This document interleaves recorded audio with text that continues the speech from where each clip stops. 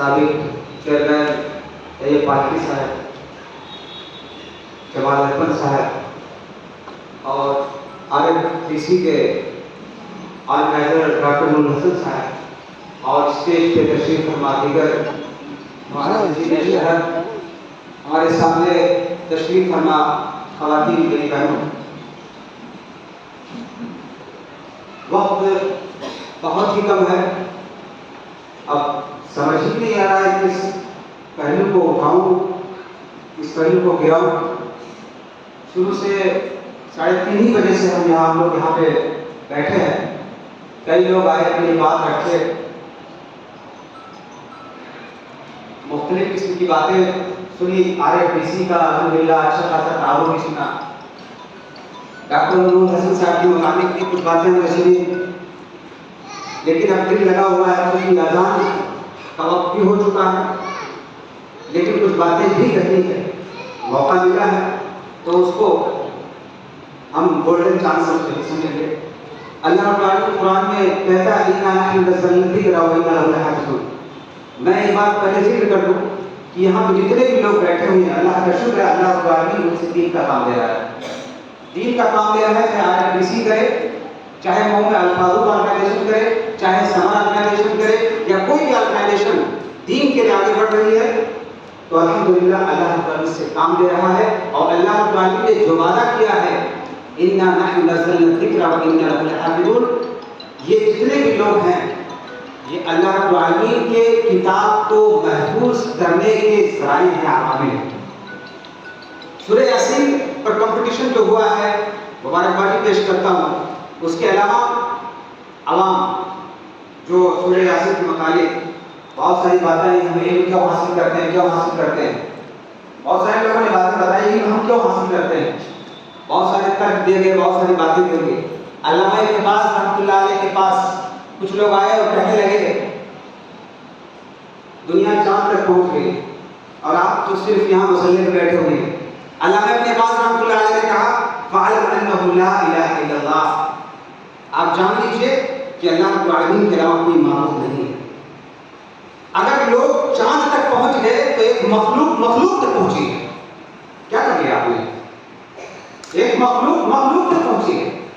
سورہ یاسین کا پورا کنٹینٹ پڑھ لیجئے، اللہ نے زمین کو پیدا کیا، آسمان کو پیدا کیا، سب کچھ پیدا کیا، آپ کو پیدا کیا، قیامت کے دن ہم مہر لگا دیں گے آپ کے منہ پر۔ یہ سب کہہ کے اللہ تعالیٰ کیا کہنا چاہتا ہے؟ توحید، رسالت، آخرت۔ کامیابی توحید میں ہے، کامیابی رسول کو ماننے میں ہے، کامیابی آخرت پہ یقین رہنے میں۔ ابھی ڈاکٹر نور حسن صاحب کے قرآن پہ جو آپ نے ٹرانسلیشن کیا، ایک بچی کا نام سنا، ظفر اقبال صاحب کی بچی، اس سے پہلے بھی میں نے سنا تھا کہ وہ بچی الحمدللہ 5 پارہ تک قرآن کو کمپلیٹ سوال اور جواب کی شکل میں اسی قرآن سے کوشچن آنسر سیٹ کر دیا ہے۔ یہ بہت بڑا کام ہے، میں اس بچی کو الحمدللہ مبارکباد پیش کرتا ہوں، اور اللہ سے یہ دعا کرتا ہوں کہ اللہ پورے قرآن کا کوشچن اور آنسر کی شکل میں تیار کرنے کی توفیق دے۔ عزیزان گرامی، بس زیادہ وقت نہیں لوں گا، بڑی جلدی سے بولنے کی کوشش کر رہا ہوں اپنی بات کہنے کی، کیونکہ وقت بھی نہیں ہے، علماء کرام بیٹھے ہوئے ہیں۔ اللہ رب العالمین اپنے قرآن کی حفاظت کرنے کی ضمانت دے، اور اللہ تعالیٰ وعدہ خلافی نہیں کرتا ہے۔ آئیے دیکھتے ہیں کیسے حفاظت کر رہا ہے۔ یہ جو قرآن آپ پڑھتے ہیں صبح شام، جیسا کہ جمال احمد صاحب نے کہا کہ دنیا کی سب سے پڑھی جانے والی کتاب ہے، یقیناً سب سے زیادہ پڑھی جانے والی کتاب ہے، اس کے حرف پر دقت نہیں ہوتی ہے، لیکن لوگ سمجھتے کم ہیں، سمجھنے کی کوشش نہیں کرتے، لیکن اللہ تعالیٰ نے اس کتاب کو قیامت تک کے لیے محفوظ کیا ہے۔ اللہ نے بتا دیا کہ ہم نے کیسے پیدا کیا، آپ جا کے ریسرچ کیجیے۔ ہم نے کہہ دیا کہ ہم نے کیسے پیدا کیا، آپ جا کے ریسرچ کیجیے۔ اللہ رب العالمین قیامت تک کے لیے وہ بات باقی رہے گی، کیسے حفاظت کرتا ہے۔ قرآن جو پڑھتے ہیں اس کا ایک لفظ جو اللہ کے رسول صلی اللہ علیہ وسلم پر جبریل علیہ السلام لے کر آئے تھے، ابھی بھی وہی لفظ ہے، ابھی بھی وہی لفظ ہے، کچھ بھی بدلا نہیں ہے، سیم لفظ، وہ معانی جس کو لے کر جبریل علیہ السلام اترے تھے، وہی معنی آج تک بھی 1400 سال ہو چکے، وہی میننگ قرآن کی ایک آیت اللہ تعالیٰ نے محفوظ رکھا۔ قرآن کی آیت کس کنٹیکسٹ میں نازل ہوئی؟ آج وداؤٹ کنٹیکسٹ جب قرآن پڑھتے ہیں تو لوگ بہک جاتے ہیں، گمراہ ہو جاتے ہیں۔ کہ مشرکوں کو جہاں پاؤ قتل کر دو. ایک آیت ہے. ایک غیر مسلم جو اس آیت تک پہنچتا ہے تو وہ گمراہ ہو جاتا ہے اور سوچتا ہے فوراً جا کے پروپیگیٹ کرنا شروع کر دیتا ہے. قرآن میں لکھا ہے کہ مشرکوں کو جہاں پاؤ جہاں قتل کر دو. لیکن اللہ رب العالمین نے کہا کہ انا نحن نزلنا الذکر و انا لہ لحافظون. ہم نے قرآن کو نازل کیا, ہماری ذمہ داری ہے اس کی حفاظت کرنے کی. کنٹیکسٹ بھی ہم نے محفوظ کر رکھا ہے, کنٹیکسٹ بھی محفوظ رکھا ہے. اللہ رب العالمین نے الفاظ کو محفوظ رکھا, اللہ رب العالمین نے معنی کو محفوظ رکھا, اللہ رب العالمین نے کنٹیکسٹ کو بھی محفوظ رکھا. آج سے 1400 سال پہلے جس رسول خط میں قرآن کا نزول ہوا, اللہ رب العالمین نے اس کو بھی محفوظ رکھا. بہت ساری زبانیں ہیں, رسول خط شروع ہوا کچھ اور کہیں جا کر ختم ہوا. اس کے علاوہ وہ زبان جس لینگویج میں اللہ رب العالمین نے قرآن کو نازل کیا وہ بھی محفوظ رکھا.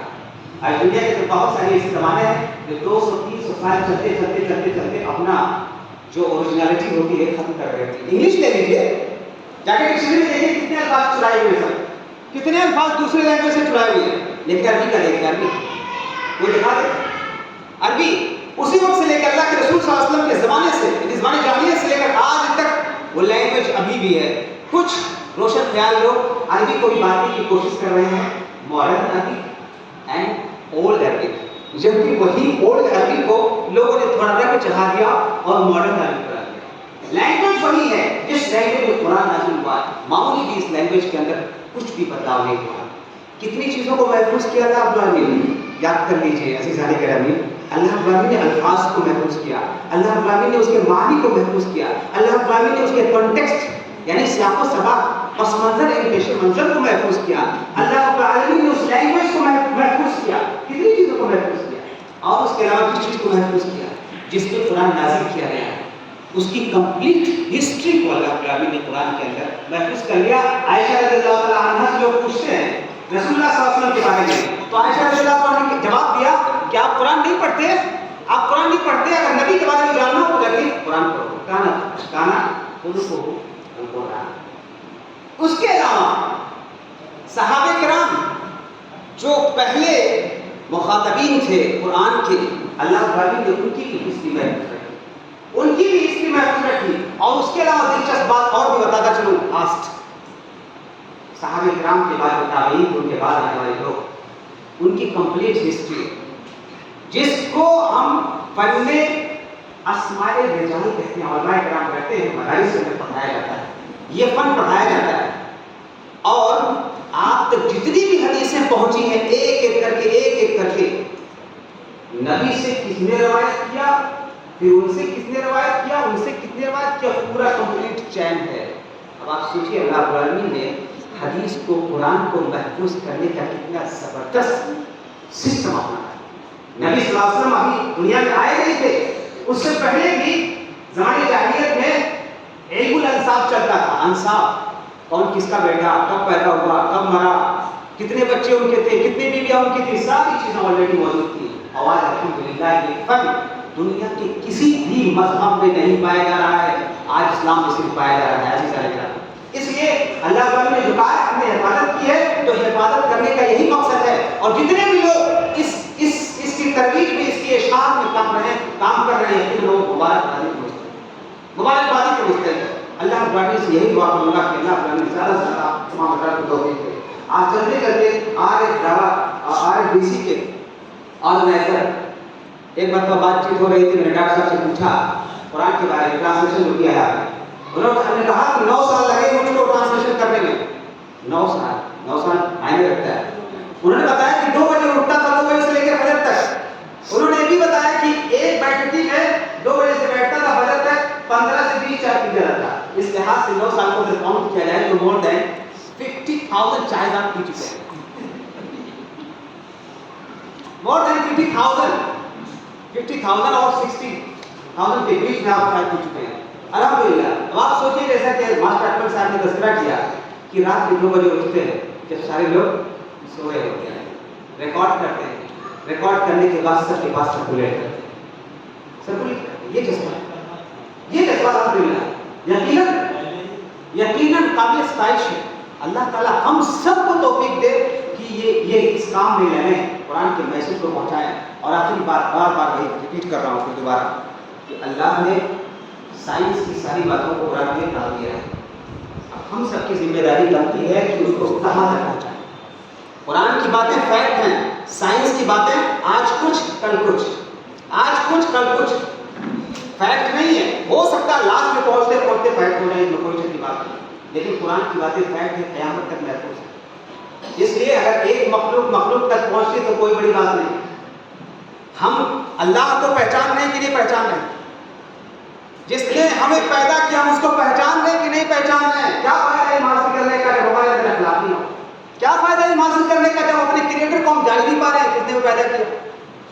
کیا فائدہ ہمارے بہت زیادہ علم حاصل کرنے کا کہ ہم توحید نہیں جان پا رہے ہیں؟ توحید کامیابی توحید ہے, دوسری چیزوں میں نہیں کامیابی, دوسری چیزوں میں نہیں کامیابی. اللہ رب العالمین نے آپ سے وعدہ کیا ہے روزی کا, کہ ہم نے آپ کو پیدا کیا, ہم آپ کو روزی دیں گے, آپ کو خوف کھانے کی ضرورت نہیں ہے, لیکن دنیا کو آگے بڑھنا ہے, دنیا میں رہنا ہے تو اس کی تقاضوں کو پورا کرنا ہے. آپ کو ریسرچ کرنا ہے, تحقیق کرنا ہے, دوسرے فیلڈ میں آپ کو جانا ہے. میرے کہنے کا یہ حقیقی مطلب نہیں کہ دوسرے علوم آپ نہ سیکھیں, بالکل سیکھیں, لیکن اللہ رب العالمین جو علوم اللہ رب العالمین سے تعلیم کرتے ہیں یقین نہ ہو. جزاک اللہ خیر, بارک اللہ فیکم. اقول قولی ھذا استغفر اللہ.